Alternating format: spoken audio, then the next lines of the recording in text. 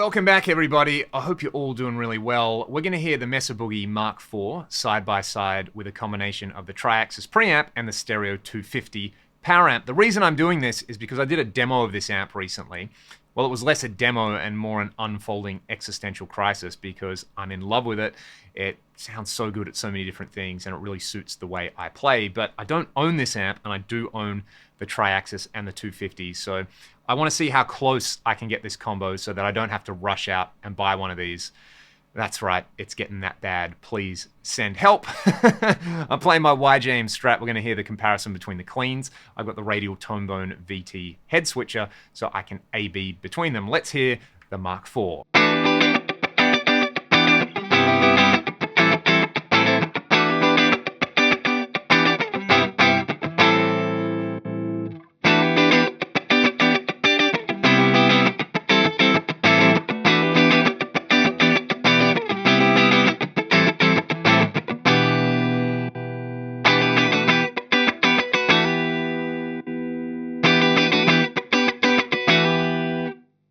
So I've done my best to dial them in pretty similarly. The input gain on the Mark IV is at a maximum, and I've got pull bright engage. It's in simulcast mode, and I'm on I'm on rhythm green on the Triaxis. They're really close. They feel really similar to play, which makes me happy. I've probably got the Triaxis dialed in, even though I've got all the settings the same at those settings. It sounds a tiny little bit kind of fatter and warmer. I'm sure if I just kind of bump the mid-range or the bass, which I can do like this, I think. Where's the mid-range? On the Mark IV, we might get a bit closer.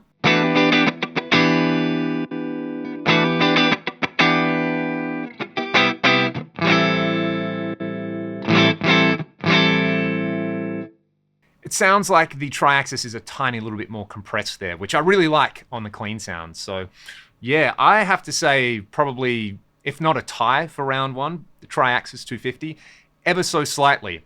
Which is a surprise because I love that Mark IV clean, so I'm happy about that. I'm going to get a guitar with P90s, and we're going to do some crunch sounds next. All right, now we're getting into some of the good stuff. This is a Les Paul Custom with some P90s in it. Let's hear the Mark IV Rhythm 2 tone. I don't have the graphic EQ engaged. It's flat at the moment.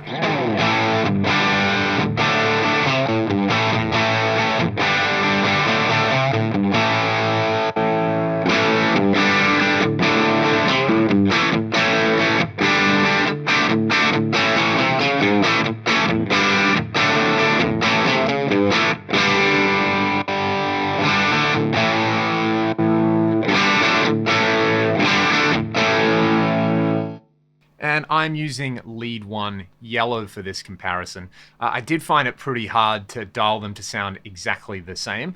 But again, the Triaxis, teeny weeny little bit more compressed feeling, whereas the Mark IV head just kind of feels a little bit more open. I do have the advantage of the graphic EQ where I'd probably dip a little bit of 750, pull up a bit of 2.2 and a bit of 80 Hertz, which on the Mark IV now sounds like.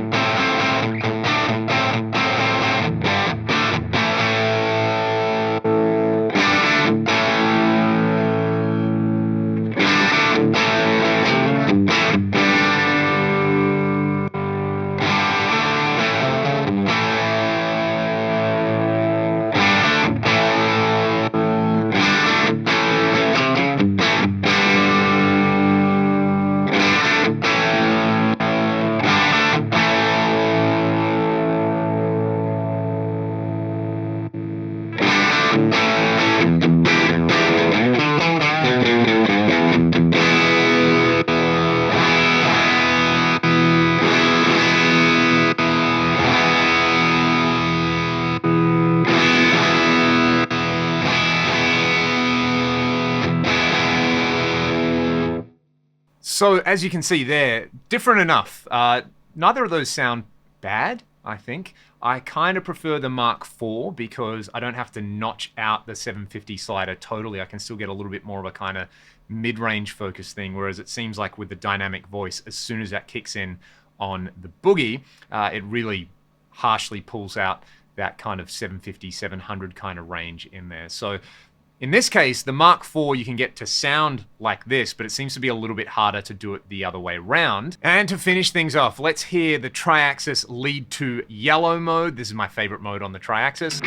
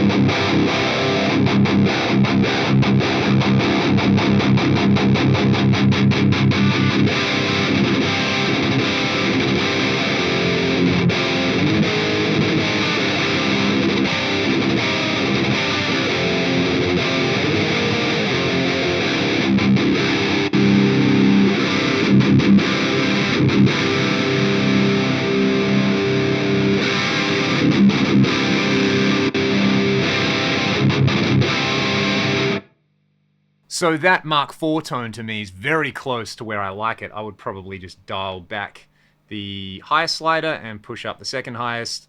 I'd notch out 750 even more, and a little bit of 240, and I'd probably back this off a bit. So I've got the pull fat engaged. Do I have pull bright on? Let's see. Pull bright is on as well.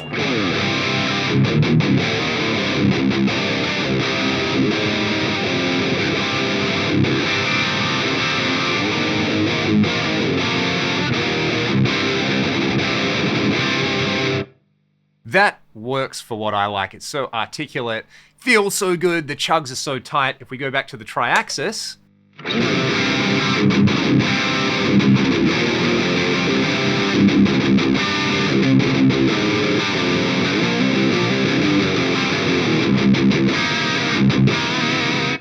there's this very slight nasal thing that I just haven't found a way to dial out, even if we go to a different lead mode, like, say, lead red.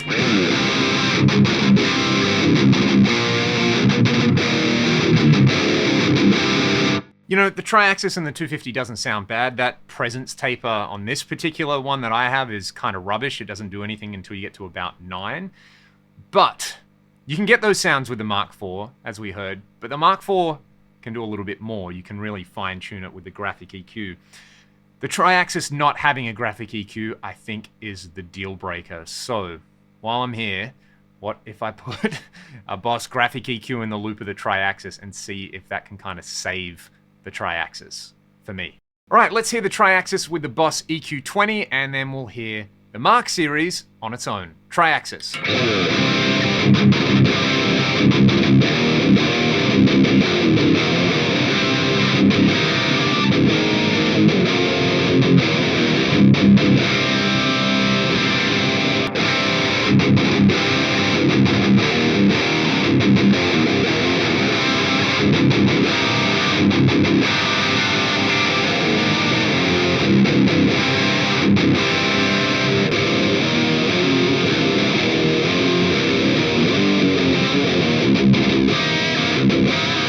This is starting to descend into full-blown nerd territory, but I like the Triaxis gain modes a lot more with that graphic EQ in there. So I can certainly understand now, and I kind of didn't get it before, why people hated on the dynamic voice so much. If you've got experience with a Mark series amplifier, the dynamic voice kind of doesn't sound the same as the way you can set the graphic EQ. You can set the Mark IV to sound like the Triaxis, but not necessarily the other way around. So again, graphic EQ saves the day. Oh, I just need this rack mounted now so I can mount it with the Triaxis and not have to have like a pedal drawer or something. But I think I can breathe a sigh of relief because that's like close enough for rock and roll at the moment. I think I still slightly prefer the high gain sounds of the Mark series, so that wins this round on its own, but can get pretty close with the graphic EQ. The clean sounds, I think I preferred the Triaxis, and the crunch sounds were very close as well. I didn't really have a preference there. For the super chunky stuff, Mark IV. So there you go. I still need one of these amps one day. For now, I'm going to be pretty stoked with this Triaxis 250 setup. What did you guys like more? Let me know in the comments. I'll see you next time. Thanks for watching.